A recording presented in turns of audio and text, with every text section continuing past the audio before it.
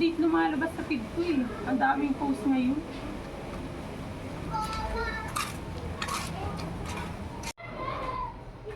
Normal na yan, ganyan talaga sa social media. Pero minsan, nakukurlis tayo.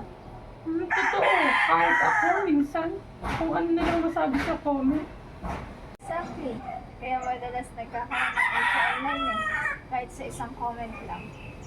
Speaking of, tingnan mo to, may nag-post sa classmate natin. Si Aya, nag-post ng pic niya. Oh, cute naman. Pretty niya dyan.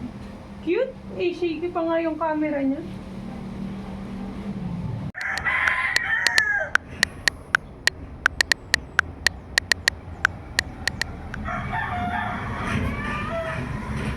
Kanya, grabe ko naman. Di mo mo lang inisip. Eh ano, hindi naman niya ako kilala. Comment lang.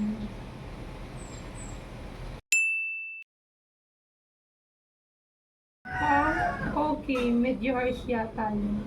See, words hurt even online. Hindi porket may screen, pwede na maging real.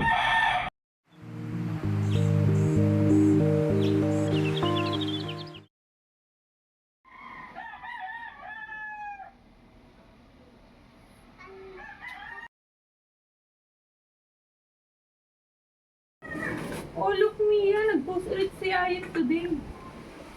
Oh, she's still trying her best. Ang akin na. Yeah, after what I said kahapon. Guilty pa rin ako. Pero this time, ayusin ko na.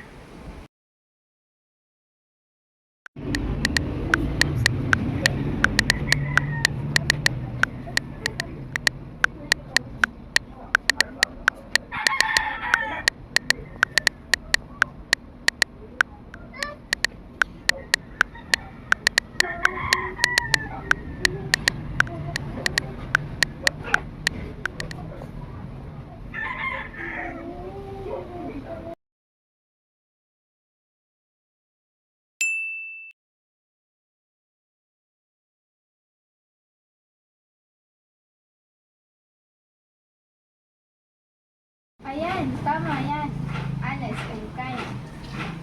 Okay, that feels way better than being rude. Exactly. Minsan, one kind of message lang, big impact na.